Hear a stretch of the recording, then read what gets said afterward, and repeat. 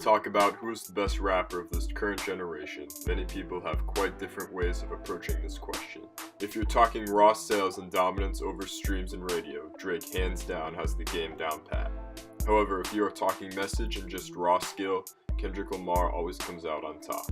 Some people go an entirely different way and would argue rappers shouldn't be judged on rapping or sales alone, but their art and its impact, often putting Kanye on top.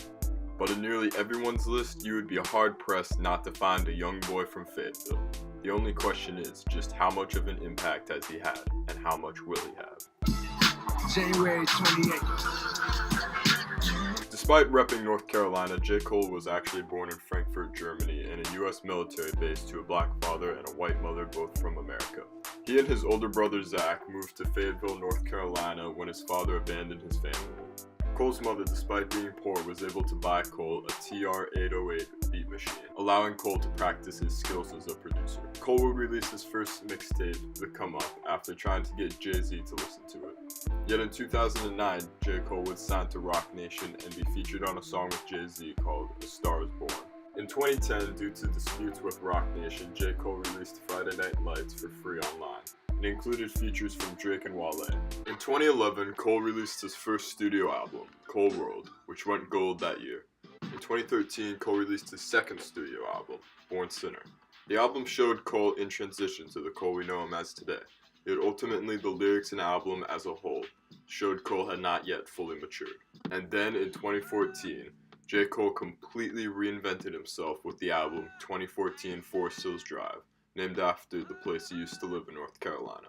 The album was a huge step up from his previous two studio albums, with no songs reaching for radio play, good messaging, and storytelling. And most importantly, went platinum with no features. The album was nominated for a Grammy and it was widely considered J. Cole's best work ever. Cole stayed quiet for the next 2 years until he would drop 3 singles, the most noticeable one being a Kanye diss called False Prophet. In 2016, Cole released For Your Eyes Only, another album going platinum with no features. The album was made to tell the life of J. Cole's dead friend, and was made as a tribute to his daughter, For Her Eyes Only. Again, Cole was silent for 2 years until he dropped K.O.D.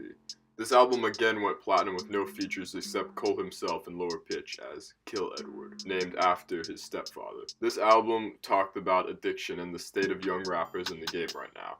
For the rest of the year, Cole would do things he had never done since 2014 Forest Hills Drive, featuring on many tracks with established and fellow conscious rappers like Royce the 5'9", to new and up-and-comers like J.I.D., and trap rappers like 21 Savage.